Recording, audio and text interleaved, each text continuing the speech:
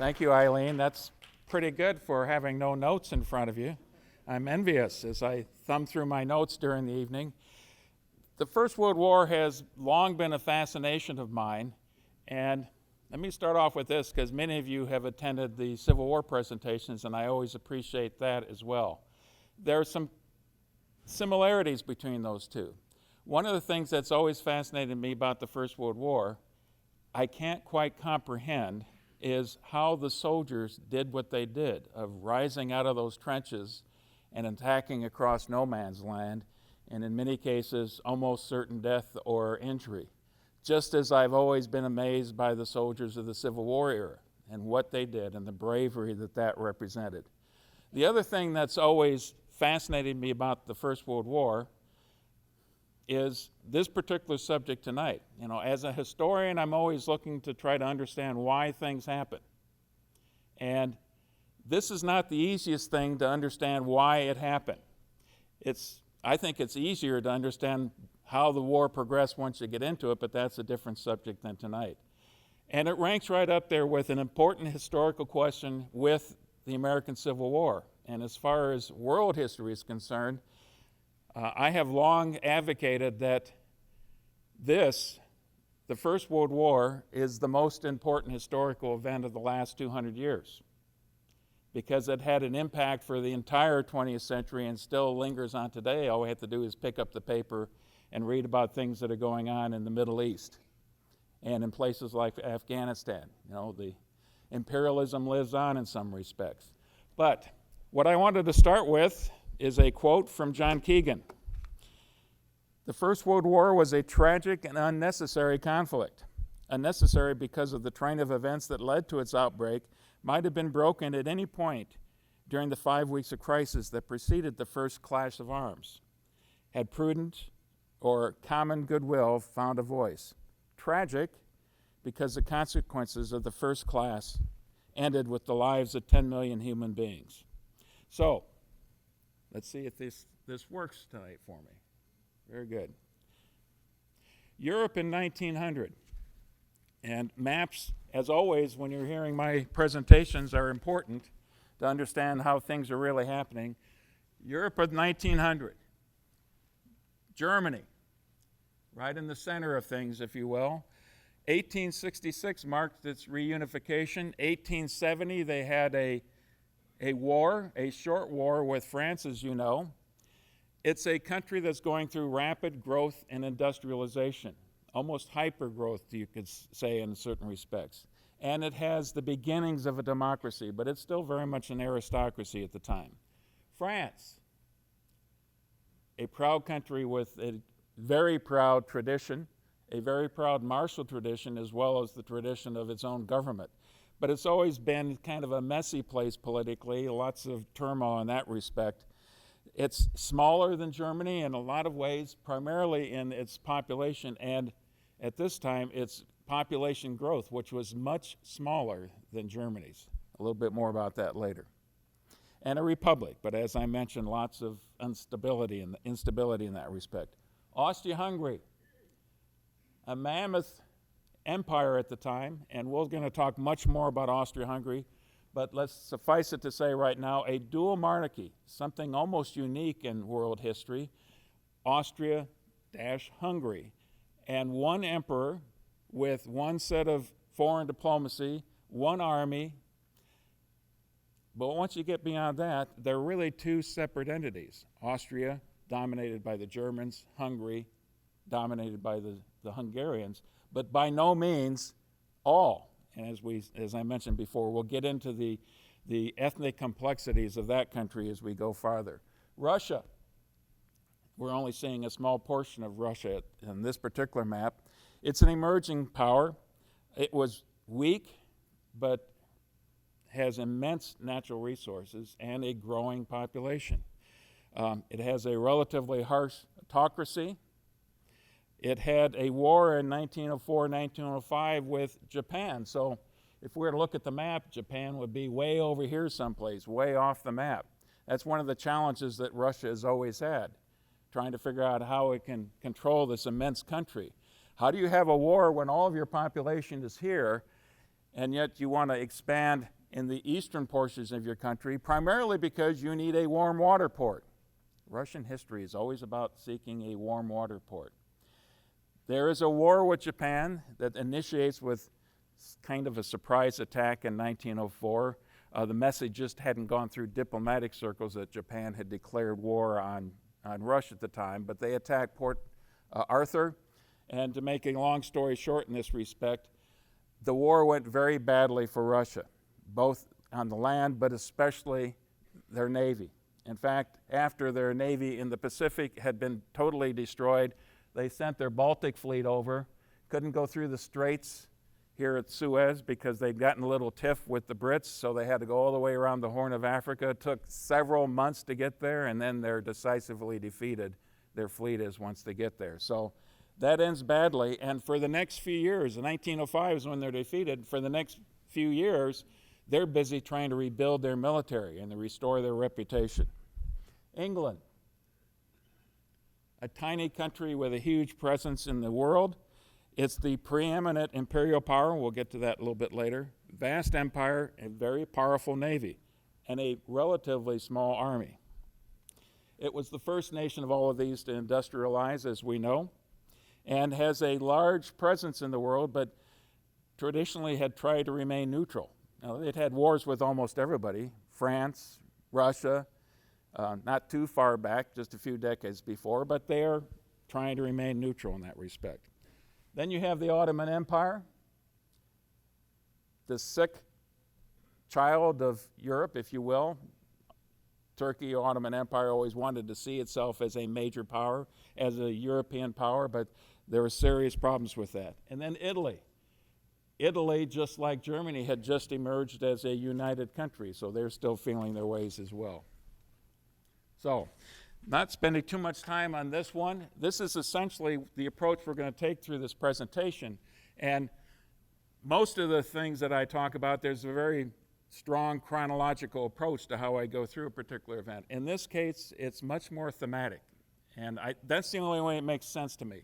And only towards we get to the actual trigger, the actual events of 1914 that led to the war itself, where we get into something of a chronology. The Industrial Revolution, the first thing I want to talk about here. As I mentioned, England is the first to industrialize in the late 18th century and especially through the 19th century. But the Industrial Revolution hits the rest of Europe, Western Europe in particular, and North America very hard by the time you get to the late 19th century.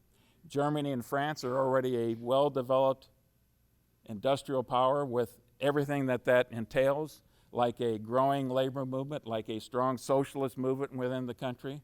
But other countries, Austria-Hungary lags a little bit behind, Russia lags quite a bit behind that, and then you got the Ottoman Empire. But imagine the change, and we're going to talk a little bit more about that, the change that this brings about in any kind of a culture and society. Steel production is often the main thing that you can look at in the early days of industrialization, and I'm going to throw a couple charts up here to emphasize the United States position, even though it's not going to be until 1917 that the U.S. is dragged into it. But to give you some sense of perspective here and how industrialized the United States already was. So, 1880, Great Britain, very much in the lead of the European powers, and pretty close to where the United States was at the time, although the U.S. already had edged it out. But look at what had happened by 1914. An incredible explosion in productivity by that time. Look where the United States is. But more important, look how quickly Germany was industrializing. And France and Great Britain and Russia are lagging behind. But they all recognize this is something you've got to do if you want to be a world power. You want to move forward like that. Let's look at some other indicators as well to see how well these countries are doing based on each other. And in this case, you go right across the line, wheat production. And again, this chart is interesting because it uses the United States as kind of the standard. So we're the blue all the way across this. And then the red column is the other country that is closest to us in productivity in that respect. So wheat production, by far the most. And especially important to England because they couldn't feed themselves. That was going to be a huge problem during the war itself. Cotton production. India is the closest competitor to that. Gold. You've got to fund the wars. And by the end of World War I, that column is even going to be more severe because Great Britain had basically gotten close to bankrupting itself. But going across some of the other things that you see here, coal, steel, the essential elements to run any kind of a military operation, and rail miles, which we're going to talk quite a bit about later on. Shipping. Great Britain, with its incredible empire, it really relies on its ability to control the seas and its merchant fleet as well. So, a quick picture in that respect. Science and technology. And again, just imagine how different those societies were. We think we live in a period where change is happening quickly, and for most of us here, most of us remember the pre-computer age. I certainly do. Thank God I was in graduate school when I got my first computer, can start writing papers on a computer instead. But the changes that this generation went through is incredible. Steam engine, railroads. And I wanted to focus on a couple, three right up front to talk about the implications. You've heard me say this before about the Civil War, but the implications this have on the nature of combat. Between steam engines and railroads, you now can move armies much more quickly. Instead of 15 miles a day on the march, you probably can move that army 30 or 40 miles and not totally wind them and tire them in the process of moving. It required a robust railroad system, and you can see Germany had the most robust, but that was very important to them. Not only did it move troops quickly, but once you got them to the battlefield, you could sustain those troops much better than you could ever do with wagons or mules or anything like that. If you had the right kind of river system or you're close to the coastline, that would be the best way to supply and maintain a force in the field. But the implications of having railroads is that instead of being able to supply an army of maybe 10 or 15,000 in the First World War, you're going to be able to supply and keep supplied armies of millions in the battlefield. And unfortunately, the consequences of that are the casualties that they're going to sustain. Telegraph, equally important. Once you get in the battlefield, communications is the same old semaphore and runners and things like that. Even with the early age of the radio, it just wasn't effective. Telegraph was almost instantaneous, and you can certainly, at the theater level, you can communicate almost instantaneously and let your commanders know what's going on. Also, obviously, very important in the diplomatic circles. Electricity is certainly going to play a role. Automobile, increasingly during the war, that's going to play a role, especially with the tank that we see at the end of the war. And, of course, the airplane. Those are all revolutionary changes in the way combat is going to evolve over time. And down here at the bottom, I threw in Darwin and Freud. And we'll get to that here a little bit later, especially in Darwin's case. Urbanization and population growth. Again, Russia's population is huge, but it's it's becoming urbanized, but it's overwhelmingly rural, especially in the early days. There are certainly pockets in the western part of the empire, but it's huge. It's lower, population growth is lower in England, and it's especially low in France. And this is a point of great concern for the French, because they look across the border to Germany, which in 1870 had just occupied and annexed Alsace and Lorraine, and they see this burgeoning population that was larger to begin with a very rapid growth, and it makes the French nervous. It makes them very nervous. Higher immigration rates during this time as well. Just a couple figures. Now, the United States is one of several countries, the main country that's a beneficiary of all of this immigration, but from 1880 to 1940, 26 million Europeans emigrated to the United States. 18 million to the United States. During roughly that same time period, 26 million emigrated from Europe to various places. Australia, New Zealand, South Africa, other parts of South America, and especially the United States and Canada. So that's what's going on population-wise. And the chart sometimes speaks more loudly than anything else. So the red countries, obviously, are going to be the central powers of the war. You can see the significant change, the difference between Germany and France. Germany was 64.5 million, France with 39.6 million. But look at Russia. Look at Germany. Russia at the time, 175 million. The United States, we're nosing in on 100 million ourselves with, where is it? 92 million. So that's the kind of math that you really have to consider if you're a person who makes war plans. Nationalism, another one of these concepts that I think you just can't begin to comprehend why World War I happened the way it did unless you kind of grapple with what that means. And we all have this sense of what that actually means. It's pride in your country. In this case, in the case of the emerging European powers or the established European powers, it wasn't just their country, it was their ethnicity. It was pride in their religion. It was pride in their language and their culture. And it was an intense pride that grew over time. This is really the legacy of the French Revolution, which is the other event that I would say certainly is just as important as in its impact on world history. And it's because of this spread of this notion of nationalism that countries started to pay attention to those kinds of things. I mentioned social Darwinism before. Social Darwinism is prevalent during this period leading up to the First World War, this notion that your particular culture, your particular ethnic group is superior, survival of the fittest, that you deserve to have this place in world society as a world power. And that had strong implications, especially for Germany, but the other countries certainly as well. The reason I'm looking at Austria-Hungary, look at the hodgepodge of nationalities we have there.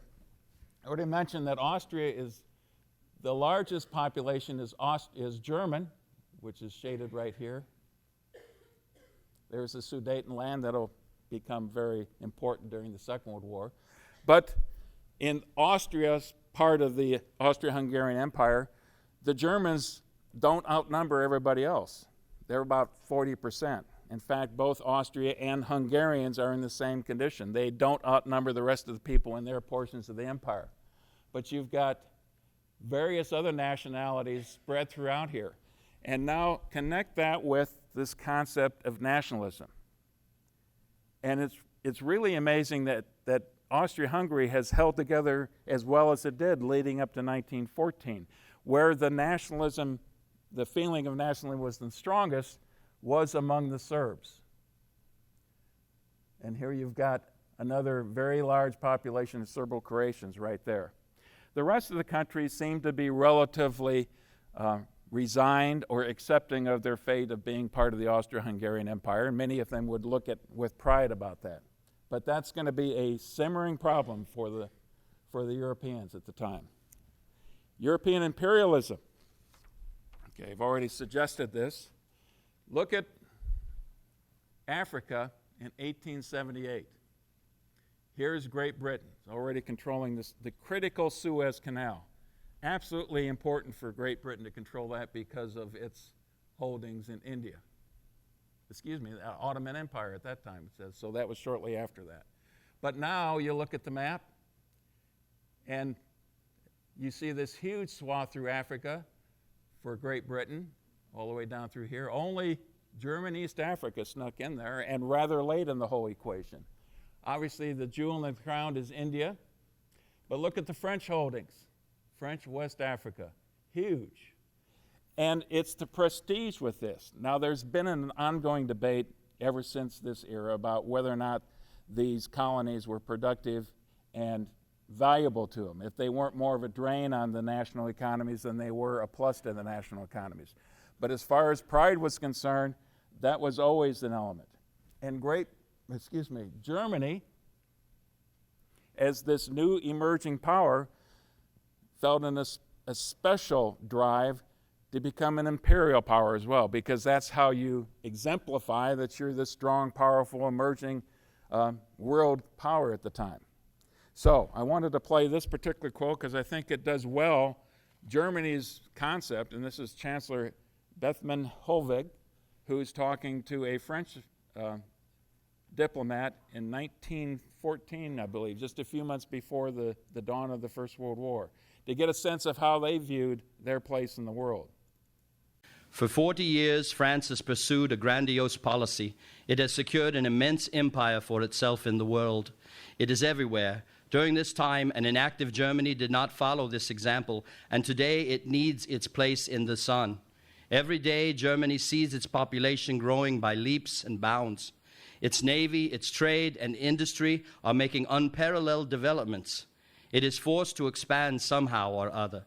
It has not yet found that place in the sun, which it is due. Its place in the sun. I love this particular picture. This is a gathering in 1896, the occasion when Queen Victoria is right here in the center. If you don't recognize her, there she is.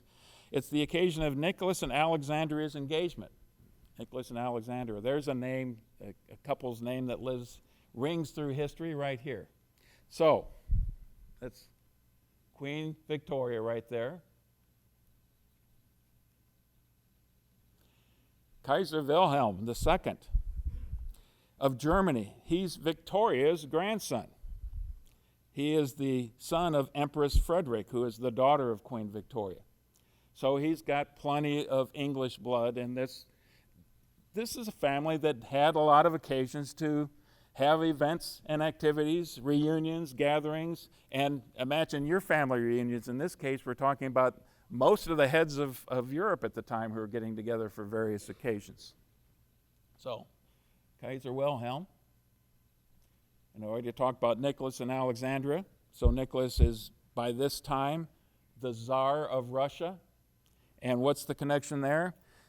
Alexandra is the granddaughter of Victoria, the daughter of Alice and Louise, Grand Duke of Hesse. Hesse being from part of the new German Empire, if you will. So, Nicholas becomes the Tsar in 1894 after the death of his father, the assassination of his father, I should mention, Alexander III.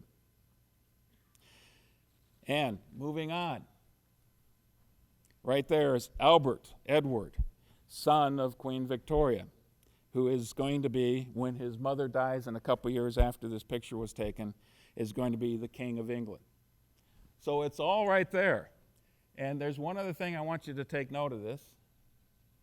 Look how many of these people, these men, are wearing uniforms. They're all over the place. It was something to be proud of. You wanted to have that connection. Now, nobody was prouder of wearing a uniform than Wilhelm. Problem was that he was born with a shriveled, I think, his left arm. So he really would never be able to see mainline combat, but he loved the military. He was fascinated with the military. And that was a sign of great respect and honor for this entire generation. Political stagnation. The Ottoman Empire, the sick man of Europe. This is a period of revolution and great strife and conflict for the Ottoman Empire.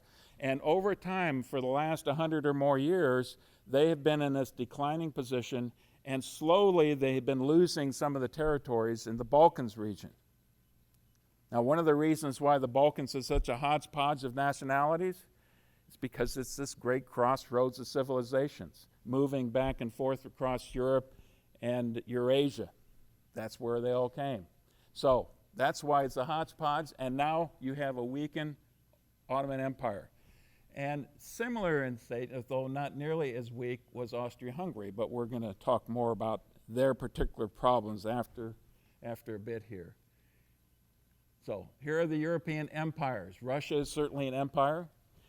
You know, we don't necessarily think of it that way until you think about what's going on there now. Ukraine, the Ukrainians don't want to be part of the Russian Empire. They certainly were then, as were the Poles, as were the Belarus, as were lots of other nationalities that are no longer part of the Russian country today. Emerging democracies. Well, you've got England, that's the strongest, the most stable, the longest tradition, who happened to pass most of those traditions over to the United States, probably at that particular point in time, the one that you could say was very much a democracy. The French Republic, but in 1894, an incident occurred in the French Republic called the Dreyfus Affair that really undermined French society for the next 15 years. The Dreyfus Affair started as allegations, fears, if you will, that someone within the French high command was passing secrets to the Germans, their dreaded enemy, and it had to do with the artillery piece. And there was a quick investigation, and it was determined that Dreyfus was the one who was passing this along. Dreyfus was a French officer in the French general staff. He was Jewish, and quickly they latched on that and then wanted to move on, they being the French army. But as people started to really investigate this, they found out that Alfred Dreyfus, was just the straw man, that he really wasn't the one that was passing on these secrets. This went on for years and years in ways that it's hard for us to comprehend today. It's not the kind of thing that would have happened in England or the United States, where we have a different military tradition. But the French were so focused on the importance of the military that anything that would weaken the French army was seen as a bad thing. So there was this whole segment of society that argued that, well, Dreyfus is guilty, and he's guilty because we don't want to weaken the French army. That would be a terrible thing to do. Now, they had other ways of expressing it, but that's basically how it boiled down. That controversy went on for years, and it weakened the high command of the French army until just a few years before the First World War began. Very much a political issue more than a military one. Now, we get down to the bottom part of this. We already talked about nationalism. There are several radical alternatives that are being hotly debated at this particular time, and most of it is tied directly to the tremendous industrialization that you see going on in Europe. That's where the socialists and the Marxists come into the equation, this springing up of a desire to look beyond borders, to identify themselves as brothers in labor, as workers, to join together in that way, and not worry about these national boundaries, because that's an artificial convention. And there was lots of movement. The Second Internationale, which was going on for much of this time period, where socialist parties throughout Europe would come together and talk about their common goals that they had. And one of their common goals was to recognize that war would be a bad thing. Wars between all these various countries would only result in workers being slaughtered in the fields. And so we want, as socialists, or as a radical element, the Marxists would argue that that's the last thing they want to happen, that they want to fight against those kinds of trends happening in the first place. The last one you see here is anarchism. I think most of us have a basic concept of anarchism. It was very prevalent during these years. For whatever reason, however you want to explain it, there were people who were looking for alternative ways to organize society. In this case, to get away from, just destroy the old society and start anew, if you will. But in this case, it resulted in an awful lot of assassinations. Tsar Alexander of Russia was assassinated in 1881. The French premier, I believe, Sadi Carnot, in 1894. President McKinley in 1901. King Alfonso XIII of Spain was assassinated in 1906. Prime Minister of Russia in 1911. The King of Greece in 1913. Now, these are only the ones where they were successful. There was plenty of other assassination attempts for a variety of other officials throughout Europe. So that's kind of always kind of bubbling underneath the surface, these kinds of tensions that are going on. By the time you get to the early 1900s, you see Europe starting to align itself, just the thing that the socialists don't want to see happening. They're forming up in various alliances. And the ones we want to focus on here are two. Germany allies itself with Austria-Hungary. There's a variety of reasons there, but let's start with Germany. Before Wilhelm came to power, Otto von Bismarck was the was the premier diplomat in Europe at the time, and his main concern was to prevent France and Russia and Great Britain from making any kind of alliances. So he would do whatever he could to have some kind of an agreements, provisions, alliances with any of these countries. After Wilhelm comes into the picture, that soon begins to unravel, and Germany finds itself sandwiched between France and Russia, who are now allies. And it realizes the implications of that. So it naturally looks to another Germanic state, Austria-Hungary, at least there, and also has interests in the Ottoman Empire, primarily economic interests. This notion that you can build a railroad from Berlin all the way to Baghdad and tying those two empires together. So what you've got increasingly then is some tension. Now let's turn to the Entente, or the allies, if you will. France and Russia found themselves natural allies because of Germany's existence. That was the main focus. Now, if you think back 100 years before, these alliances in Europe would have been entirely different. You know, France and England fought Russia during the Crimean War, but those are long gone now. Those days are long gone. So they are allies. The big question mark is Great Britain, that wants to keep at arm's length from this mess in Europe, and has the Navy and the Channel to allow it to do that, to not get sucked into it. That's their preference. That was what they would prefer to do. Italy. Now this is a bit incorrect here, but this is only because this is the way the alliances worked out during the war itself. Before the war, Italy had a loose alliance with Germany and Austria-Hungary. But there was always tension there, especially right in this Tyrol region of Italy, or of Austria-Hungary at that particular time, where there was lots of Italians. One of the ethnic groups living in Austria-Hungary at the time were Italians, so there was a problem as far as the Italians were concerned. So, now that you've got these alliances, and you've got this incredible industrialization and amazing growth in the populations, that translates into an arms race and thoughts about what to do with your army as you grow. Germany, actually Prussia, had always been, its history, its heritage, its culture had always been closely tied with the success of its army. That's how they managed to emerge, and they're intensely proud of it at the time. But you have universal conscription. So now that Germany has a large army, what does France do? It has no choice but to have a very large army itself.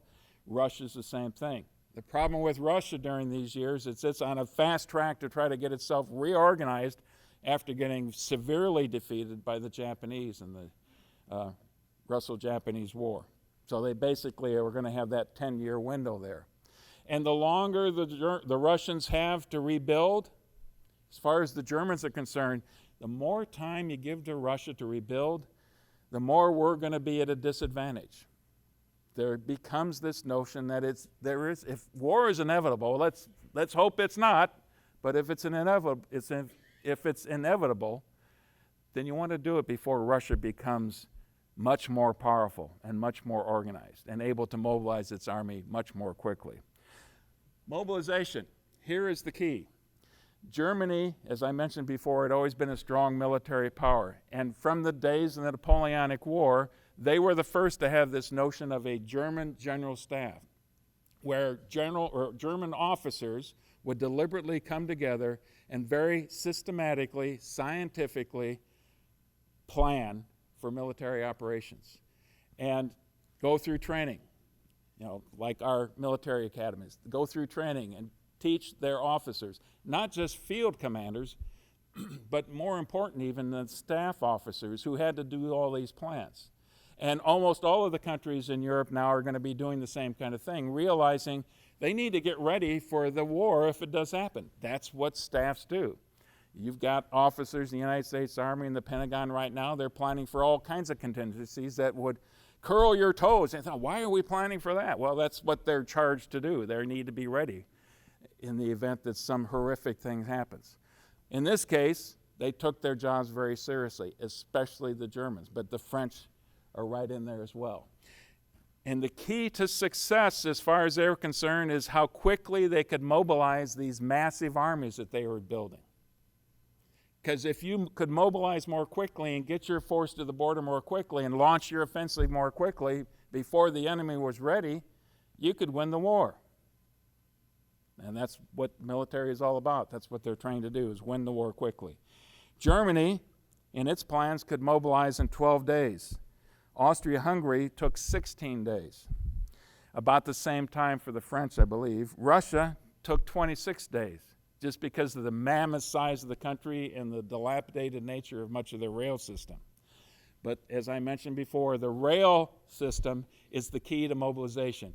Very detailed, intricate plans and those railroads, and everybody knowing exactly what they had to do. Now, I should throw in here, the plans were generally secret, but once they were dusted off and implemented, then it would hopefully go like clockwork. So I got ahead of myself a little bit. Here's the military strength in 1911. Another one of these charts, I think, that speaks loudly to this. Germany, you'll notice, if you look at, there's 2 columns for each one of these. Here are the regulars. Here are the reserves. Now, if you look at this, Germany, Austria-Hungary, France, there's not that much difference between Germany's army and France's army until you get to the reservists. What Germany did was be much more deliberate and incorporate their reservists into the war plans and actually get them into the fight much more quickly, where most of the other countries were reluctant to throw them into combat within a few days. They would want to take more time to get their reserve troops ready for combat. Germany didn't think they could afford to do that. They had the military tradition. They didn't think they had to do that, and they were very good in terms of training not just the regulars, but the reservists as well. And I thought I had something here in terms of how quickly they can do that. But that was the case. Now, the other interesting thing here, look at Russia. Again, Germany's always got to look both directions, west and east. Start worrying about the Russians if they mobilize. And then look at the United States, and even look at Great Britain. Regulars and reserves. Great Britain just didn't have much of an army at the time. That wasn't what their concern was. Their strength was in their navy. And much of the army that they had were in places like India and South Africa and Egypt and other places spread around the empire. That's what they needed an army for, was to preserve the empire as far as they were concerned. Now, a couple of the equations are going to change now. Got a little bit ahead of myself. Dreadnoughts. England, as I mentioned before, had naval superiority. That was key to their future. That was part of their identity. It's part of their sense of comfort and confidence that they had. But in 1900, for a variety of reasons, Kaiser Wilhelm decided he was a world power. Germany was a world power. It needs its place in the sun, not just an empire, but if you have an empire, you need to have a large navy. That's part of the extension. And they start reading things like Alfred Thayer Mahan's Influence of Sea Power in World History. And Alfred Thayer Mahan's an American, but he's writing about how important having a strong navy is if you want to be a strong world power. And part of the argument was that you want to have this strong navy to protect the sea lanes, because it's going to be based not on military power as much as it is on your merchant fleet and your ability to trade and make money and be good, successful capitalists. And if you're going to have a large merchant fleet and if you're going to have a large navy, the things you need to have is coaling stations. All these little islands are places you could go with your navy to resupply your ship with coal, because it was powered by steam and run by coal. So this is very much what he was reading, what Kaiser Wilhelm and a lot of other folks in Europe are reading about the influence of sea power. And Kaiser Wilhelm latches onto that and says, we want to have a large navy, just like we have this most powerful army in the world.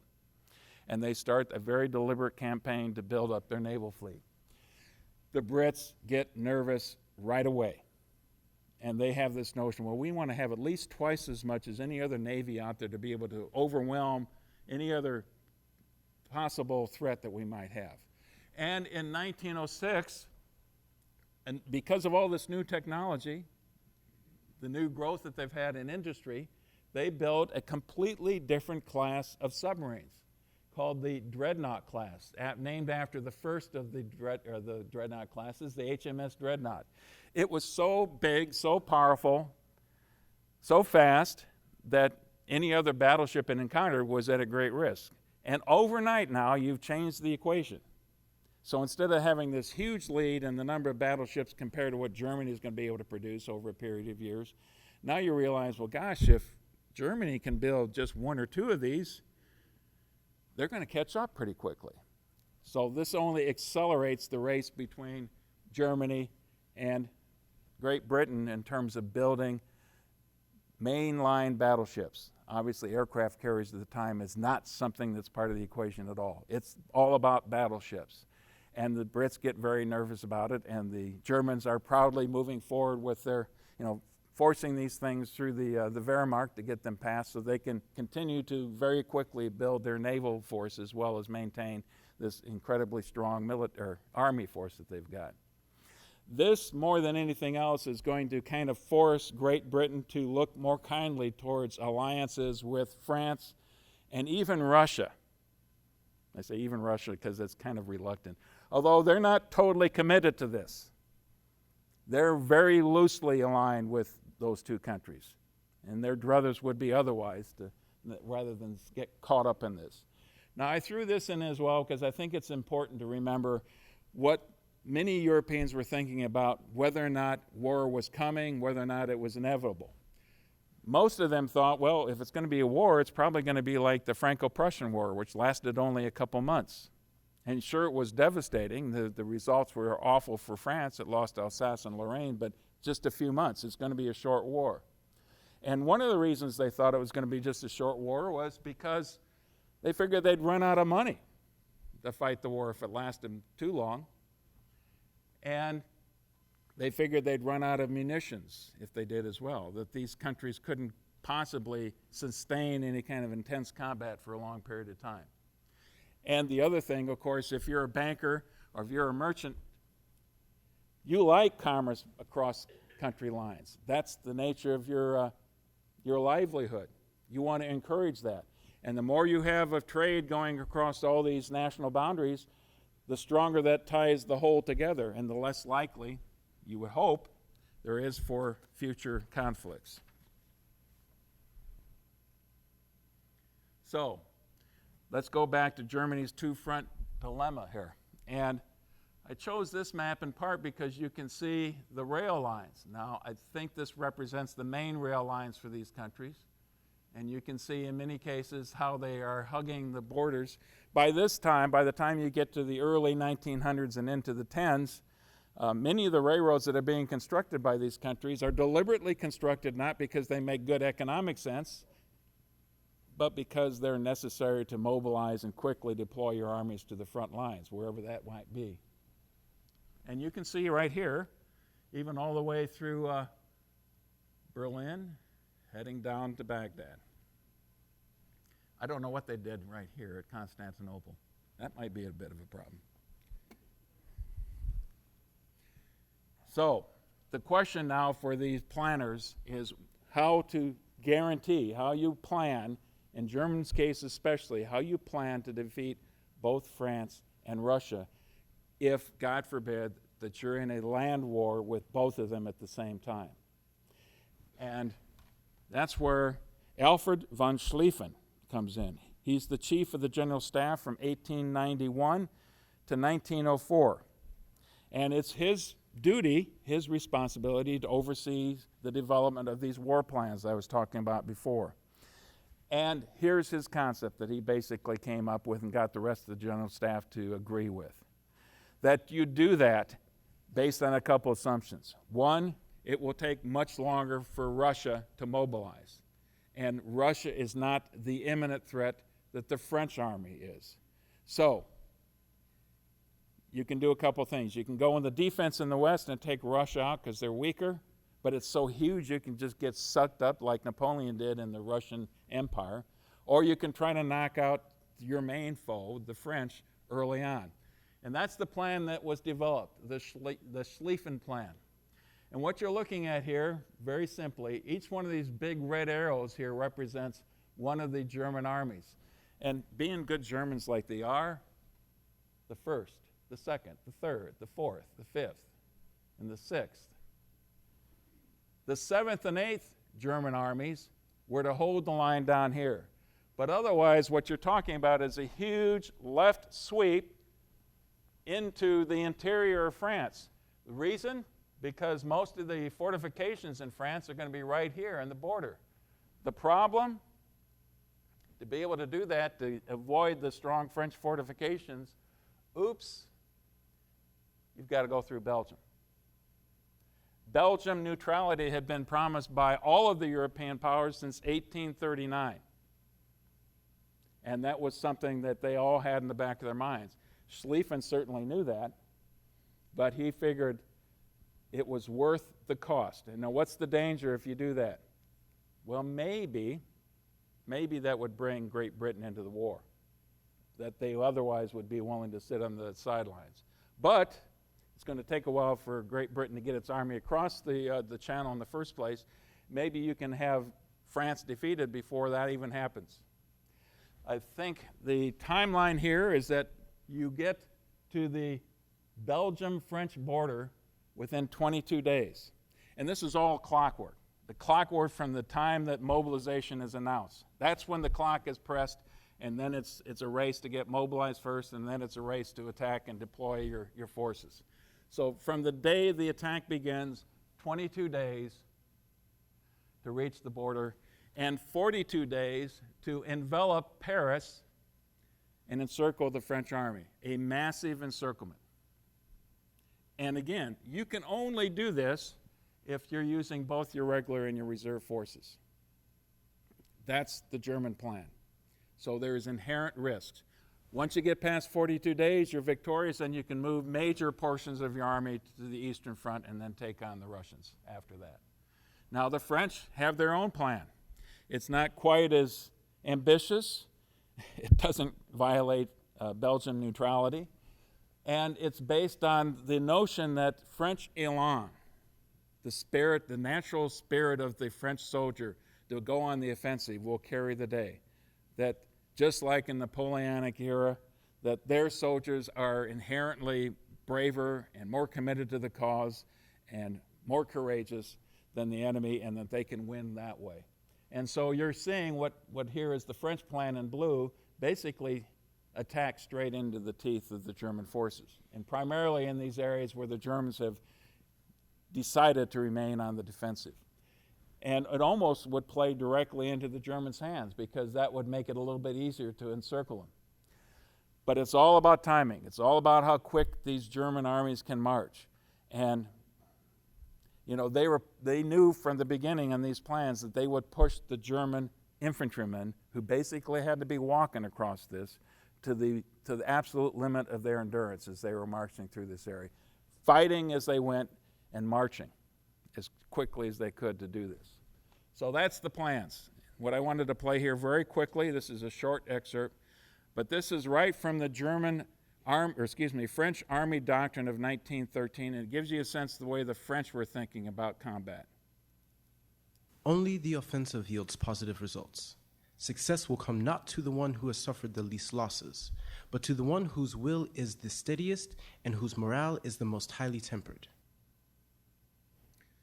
Kind of a tacit understanding that, yeah, we're going to suffer a lot of casualties, but we need to overwhelm the enemy in our offensive. Almost all militaries at the time believed in the offensive. That's the great irony of the early stages of the war, because there is no war that's more defined by the defense than the First World War. But they started with the exact opposite notion on things. Europe on the eve of the war then. There is an air of optimism. Even though all of this that I've just been talking about is swirling underneath the surface, even though the Germans think, well, you know, if we do it, we might want to do it soon. Even the French were thinking that it would be more advantageous for them to do it earlier rather than later. There was this sense of optimism. These are the heirs of the Great Enlightenment.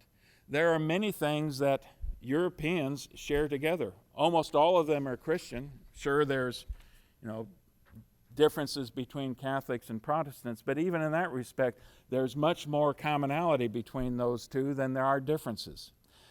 They have a belief in the perfectibility of man. We've given up on that concept, I think, by now, but they didn't. They're still within the realm of possibility. They believed in the advances that they were seeing in democracy, in freedom, as other countries were seeing more and more of that happening and accepting that.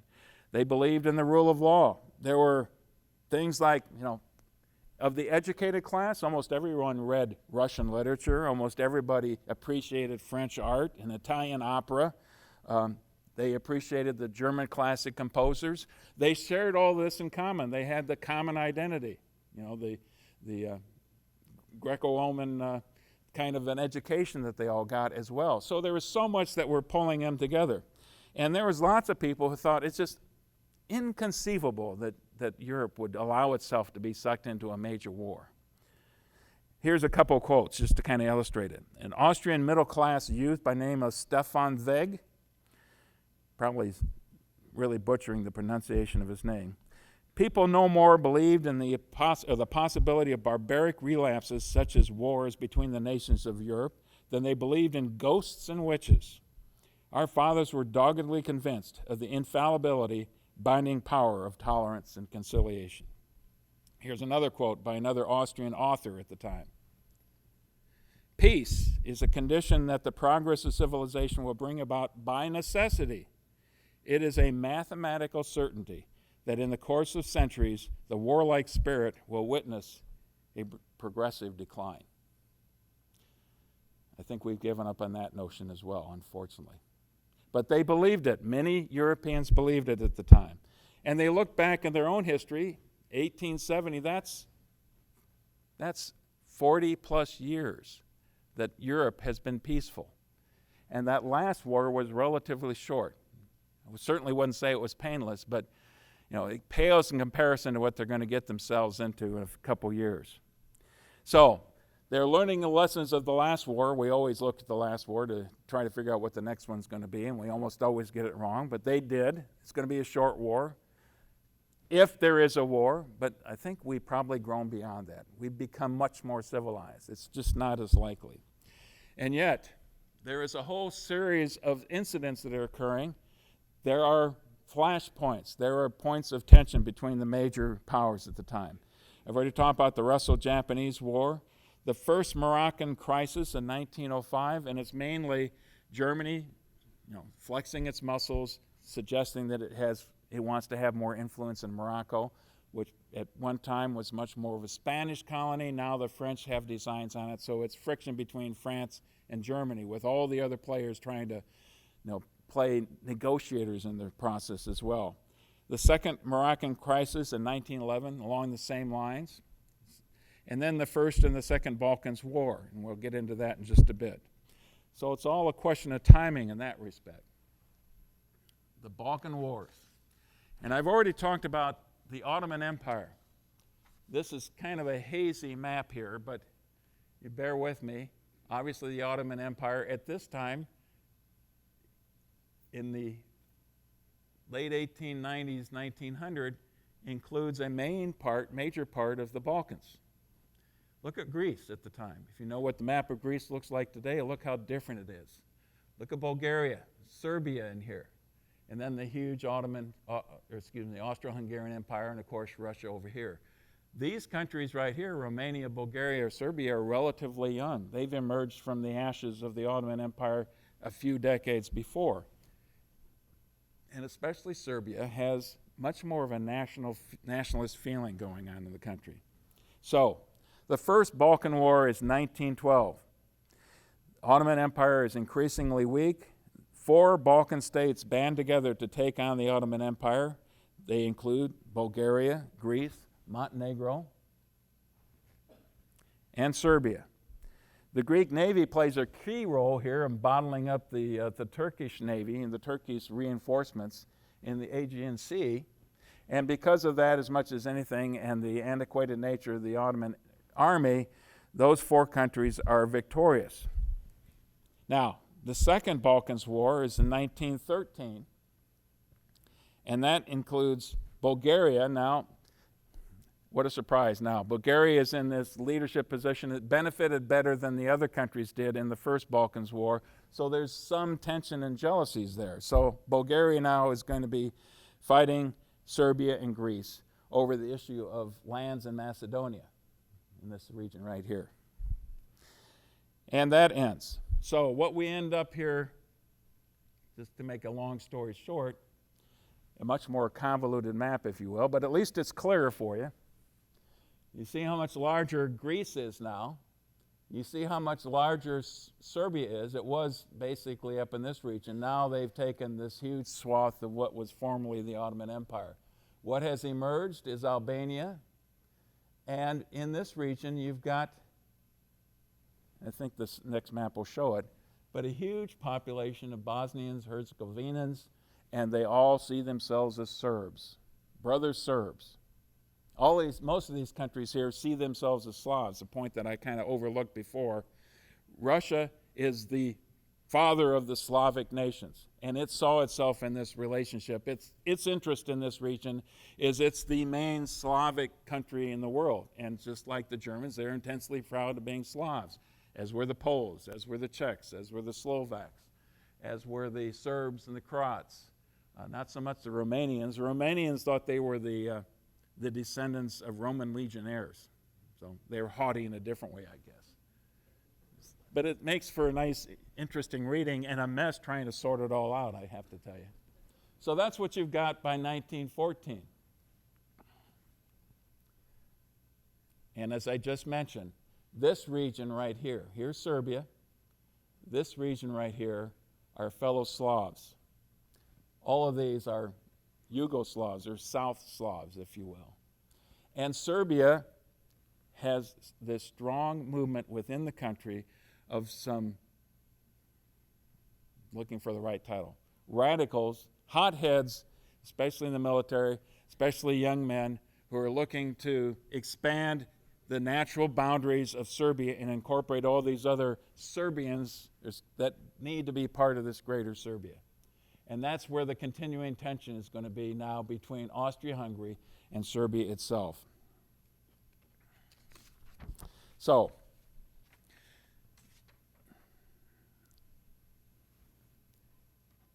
by early 1900s, Serbia is including the Bosnians as well. Get ahead of myself a little bit. Now we can get to the trigger. Gavrilo Princip, I'm hoping I pronounced that name right, is one of these Serbian hotheads. He is a Serbian citizen. He is not alone by any means. There's lots of people who are wanting this urge to combine Bosnia and Herzegovina in with the rest of Serbia, to reunite that whole area. Austria-Hungary, of course, is deathly afraid of that. You know, what happens if Bosnia goes and ends up being part of Serbia? Well, then if you can start to think down the road, you say, well, gosh, what are the Italians going to want to do in that portion of our empire? What are the Czechs going to want to do in that portion of the empire? Or the Poles? At that time, you notice Poland didn't exist, divided between Germany, Russia, and Austria-Hungary. What if all these other nationalities want to break away? There wasn't much of a sense that that was going to happen, but you can start to see how this could develop. So if you're Austria-Hungary, you're very concerned about that. And Archduke Franz Ferdinand is the heir apparent of the Austrian throne, of the Austrian-Hungarian Empire. His father is actually Franz Joseph, I think since 1848, has been the emperor of Austria-Hungary. Now you think about that, 1848. That's 15 years before the beginning of the American Civil War. He'd been there forever. So he's a very elderly man. You have a sense that eventually he's going to die. In fact, the heir apparent was supposed to take over, had been assassinated a few years before. But Franz Ferdinand, if there's anybody you'd like to see take over as the emperor of this massive empire, it would be Franz Ferdinand, because he was a calmer head. He didn't want to force any kind of war situation. He was more willing to negotiate with some of these minority groups within the empire itself. But Gravio Princip and a group of people decided that they would take history into their own hands, and when they heard that Archduke Franz Ferdinand and his wife Sophia were going to go to Sarajevo to observe some military maneuvers in that country, Sarajevo being part of Bosnia, they set up an assassination attempt. Kind of a botched attempt if you think about it, but history turns on these peculiarities sometimes. The cavalcade, a series of automobiles were driving through Sarajevo, and one of the colleagues in the assassination plot threw a bomb that was unsuccessful, but one of the guards was injured. Well, the procession continues on, and then Franz Ferdinand decides he wants to visit this officer who had been injured. So they start to go towards the area where that gentleman was being taken care of, and his driver took a wrong turn. And where he backs up now, he starts to back up, so the car is practically at a stop. That just happens to be where the leader of this group, Gavril Princip, is standing, who takes his pistol, runs up, and fires a few rounds.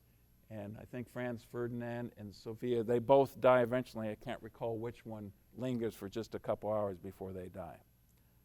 So a successful assassination of the heir of the Austro-Hungarian Empire. And the Austrian-Hungarians know darn well that there's all these Serbs that would want nothing more than to do this, and immediately start to think it's the Serbian government that was behind all of this. The reality isn't too far off. It's the Serbian military who were providing arms and weapons to some extent. Not necessarily a deliberate attempt, but there's enough people within the Serbian military that were willing to support these radicals to do this. So now you've got the spark, if you will, the trigger. What happens next? And at this point in time, it's going to move rather quickly. I could spend a few hours talking about this, but I don't think it's really necessary. To me, it was much more important to lay the larger framework what European society was about. June 28th, Ferdinand and Sophia are assassinated. July 6th, Austria-Hungary gets assurances from Germany that they will go to war with Serbia. Essentially, this is one of the key moments. This is a couple weeks after the event that Germany, what historians call, give Austria-Hungary a blank check. We'll back you. Now, we're your ally. Now, by this time, Austria-Hungary keeps looking at Russia. Germany's looking at Russia. Russia is the largest, biggest, most important supporter of the Slavs in this region. So that's your concern, what's going to happen there. But it's the summer in Europe, and for many of the diplomats and the leaders of Europe at the time, they're taking vacations. You know, Wilhelm's takes his yacht out. He's on vacation in that respect. And so this kind of simmers for a few weeks. July 23rd, though, here's the next key event that happens. You know, July 6th, they get the blank check. Now, July 23rd, 2 or 3 weeks later, the Austro-Hungarians give the ultimatum to the Serbians. Here's what you have to do for assassinating our heir of our throne. And basically, they had developed a list of provisions that they thought would guarantee that Serbia could not accept, because they wanted to punish Serbia, and the only way you could really do that is to go to war, to teach them a lesson. I wanted to read just a couple of the provisions in this ultimatum to Serbia. Number 2, you will dissolve the Serbian nationalist organization, the People's Defense. This is that shadowy group that was involved with the assassination, and all other such societies in Serbia. Number 3, you will eliminate without delay from school books and public documents all propaganda against Austria-Hungary. Oh, interesting. Number 5, accept in Serbia representatives of the Austro-Hungarian government for the suppression of subversive movements. In other words, their police officers, their law enforcement officers would help with the prosecution of these dastardly people that had done this. And number 6, the hardest one for the Serbs to swallow, bring to trial all accessories to the Archduke's assassination and allow Austro-Hungarian delegates, law enforcement officers to take part in the investigations. Now think about how this would go into the United States, something like this. Essentially, Austria-Hungary was demanding that Serbia surrender much of its sovereignty, and it just was too much. The Serbs accepted almost everything unconditionally. There were 3 or 4 provisions they accepted with qualifications, but it was the last one, number 6, they just could not accept.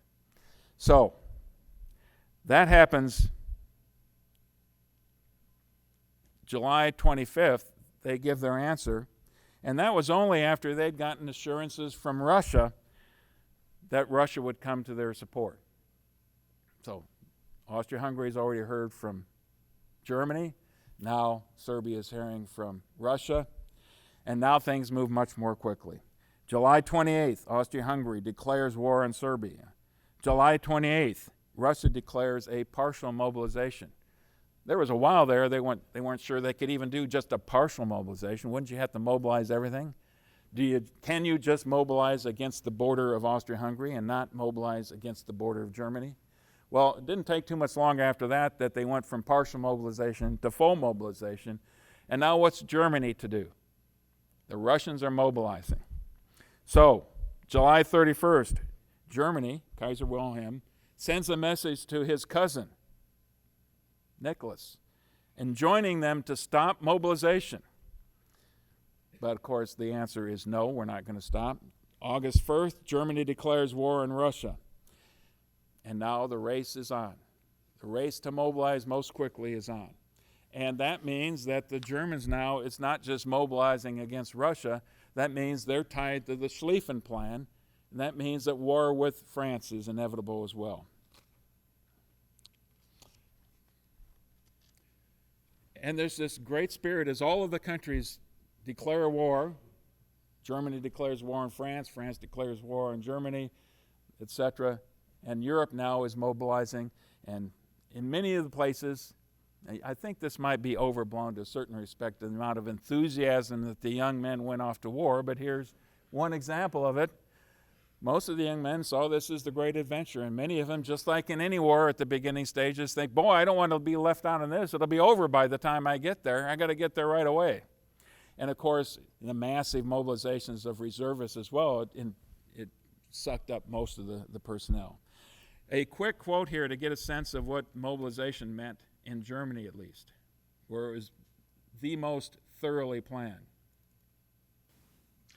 I was ordered to report to the nearest regiment of artillery on the second day of mobilization. When I reached Bremen on 3 August, my family was frantic. They thought the Belgians had arrested and shot me. On 4 August, I presented myself to the army as a reservist and was told I now belonged to Reserve Field Artillery Regiment number 18, which was forming in Behrenfeld near Hamburg, about 75 miles away. Relatives were not allowed near the building where we had to assemble. As soon as I could, I gave a message to a little boy so my family knew. Relatives were not allowed on the railway platform either, only Red Cross people who gave us free cigars, cigarettes, and candy. On the troop train, I was glad to see friends I knew well from my rowing and tennis clubs. On 6 August, I was issued my field gray uniform, which I had never worn before. The color was gray-green with dull buttons. The helmet was covered with a gray cloth so that the ornaments would not glitter in the sun, and the high riding boots were brown and very heavy. All soldiers and most of the officers were reservists, but the commanding officer was a regular. Most of the NCOs were regulars. Their horses were reservists too. Owners of the horses, sportsmen, businessmen, and farmers, had to register them regularly, and the army knew at all times where the horses were. The thing I like most about that quote is the horses too. And it gives you a sense of just how detailed these plans were. I'm sure they left nothing to chance in these things. But, so, how does the war go in the first couple months? Does it go the way Germany had intended? Does it go the way France had intended? Well, quickly it went badly for the French, but the Germans initially had quite a bit of success as they plowed through some of the fortresses in Belgium. It slowed them down a little bit, but they had already developed very heavy artillery to take most of those fortresses out. The problem was they had invaded Belgium. The other problem was that there were excesses, as there always are in combat, but right at the very early stages, when the German troops, they were inexperienced in war, they start taking sniper shots from people in the villages. Were they civilians? Were they military? There were atrocities very early in the war that happened in Belgium. And that's where you get the name of the Hun afterwards. And the propaganda mills were very efficient even in the early stages of the war, and this stuff did not play well in countries like Great Britain and the United States, let alone France. And the public sentiment starts to turn almost immediately against the Germans by that time, if it hadn't already been that way in the first place. But let's kind of move on here quickly. You can see that the way the German army moved, they got to the Belgian border about on time, but things start to slow down. The plan never goes the way you intend. And you'll also notice that the sweep that they went did not include Paris. Part of the reason for that is they got closer and closer to the war, and at the events of the war itself, the German High Command, Schlieffen is out of the picture now, the German High Command starts to have to steal away units from the strong right flank of the German army. And that right flank was the critical flank. You needed to have the bulk of your forces there. Well, you need to send some more troops over to the Eastern Front. You need to bolster the German forces here on the border and things like that. So you kept weakening that right flank, not to mention the incredibly ambitious timeline they were on. So the sweep continues like this, and then the next map does a better job of this. So let's go to the next map. As the Germans had made this incredible sweep, there was a gap between, let's see if I can find it here. Here's the German First Army, and here's the German Second Army. I don't think the 7th was part of the equation at that time. There was a significant gap of something like 30 or 40 miles between those two armies, which, in the critical moments of this major campaign, the British Expeditionary Force was able to move in and exploit right between those flanks. And then the French were able to mobilize a force from Paris. They were able to move some of their forces from their right flank, the quieter flanks, and you get into the Battle of the Marne. This incredible stories of French troops, the French police being driven to the battlefields in Parisian taxi cabs and things like that. Rally the French people. They stopped the German offensive. After that, you get to the series of campaigns. Basically, now, here's the battle line at one point in time, about 18 September right here. Now, what you see is each army successively tries to outflank, because you realize early on the Brits started to dig in right away, and then the Germans, and then the French as well. If you're attacking somebody who's entrenched, it's much more difficult. What you want to find is that soft flank where there's nobody there. You can get around the flank and then get behind the enemy lines. And so that's what you've got, a series of campaigns here where the French try to get across the flank of the Germans stop them, the Germans try to get across the flank, and then gradually the line moves all the way to the Straits of Dover, to the English Channel. And once you get there, you get towards the end of the major campaign season, and the armies start to dig in. Now, this is a picture, obviously, from a couple years later down the road, but it doesn't take long for the devastation of that terrain along the front lines to be horrific, and the experiences of those soldiers who have to live in those trenches day in and day out becomes horrific as well. So that's basically where we end up for this evening, and I was asked to put a couple pieces of information about upcoming events. My presentation back to the Civil War in 2015 with Petersburg and then Appomattox on April 9th, but I was asked also to let you know about this event here at the Illinois Military Museum at Camp Lincoln. So with that, I'll take any questions you might have.